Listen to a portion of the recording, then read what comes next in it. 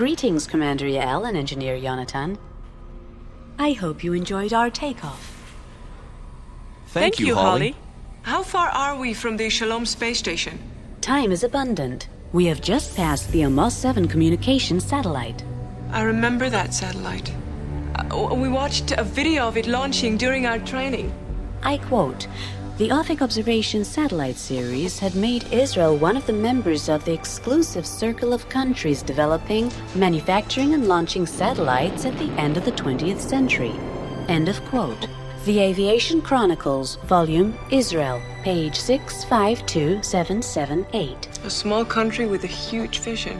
Just like the Technion, it started out small, but ended up with huge achievements. Entering space was only one of the giant leaps forward Israel took towards the end of the second millennium. Would you like to see some more? Why not? It seems like I'm about to lose at 3D chess anyhow. I'm at your service. Enjoy. Archive is set. Please begin. Let's begin at the beginning. For centuries, man had been looking for ways to fly. In 1903, the Wright brothers realized that dream. The first flight lasted only 12 seconds, but that was enough to keep the dream alive.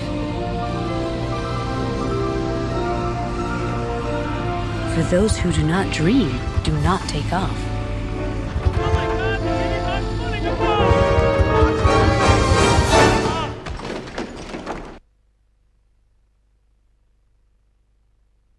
Yeah, but what does that have to do with Israel? Just some history. Are you in a hurry?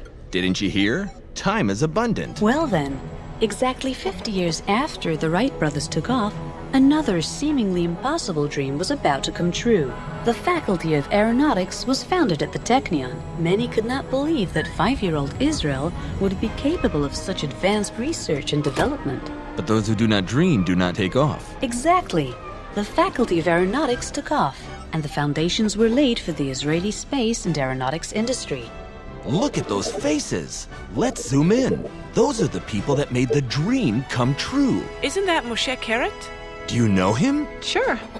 President and CEO of the Israel aircraft industries at the end of the 20th century and the beginning of the 21st century. The Technion presented him with an honorary PhD for his life achievements. For leading IAI and for its contribution to Israel's defense and economy. She remembers everything. Technion graduates, like those shown here, had a tremendous effect on the development of the industry. Honestly, I never realized how admirable their achievements were. I always took everything we had for granted. Can you show us some more, Holly? I love seeing those pioneering times. I have the right presentation for you. It is arranged according to the 6 elements of natural existence. Independence. Aviation industry was vital for keeping Israel's sky free and safe, maintaining its independence against any aggression. Development and manufacturing of hundreds of advanced fighter jets for the Israeli Air Force was therefore a must. They were called Kfir, Which means lion in Hebrew.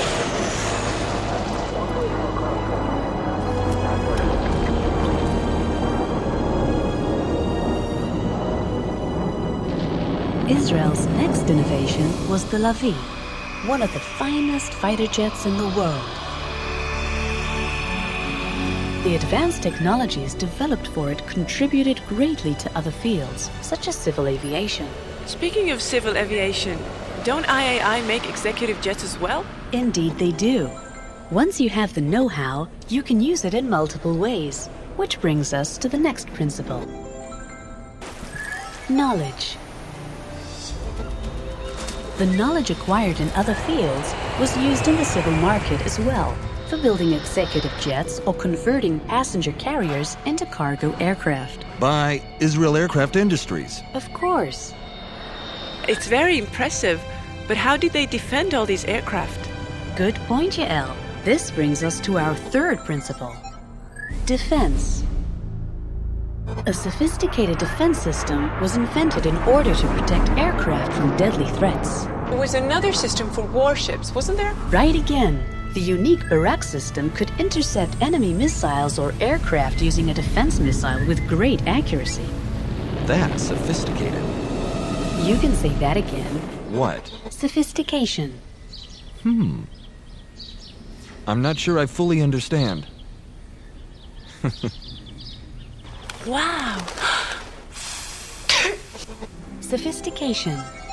A sophisticated camouflage system enabled aircraft to deceive radar systems as to their precise location and avoid enemy missiles. And don't tell me, precision is our next principle. Not bad, Jonathan. Surgical precision, to be precise. Those tiny unmanned vehicles you see were used for gathering precise data and accurate intelligence in the 21st century, a field in which IAI was a pioneer and a world leader.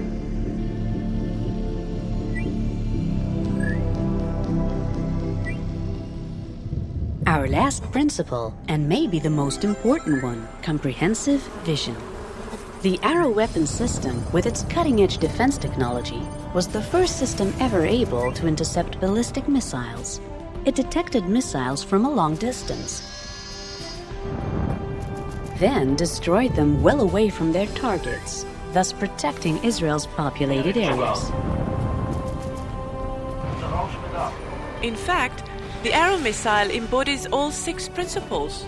The 6 principles that represent the Technion's vision.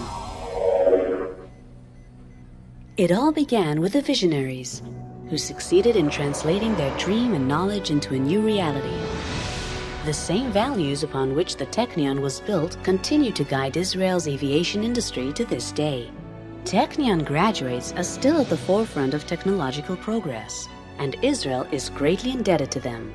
For advanced technological industries, as well as independence itself, are not free gifts. They were dreamt and fought for. We believe that knowledge is strength. We believe in our ability to shape the future. We believe that only those who dream take off.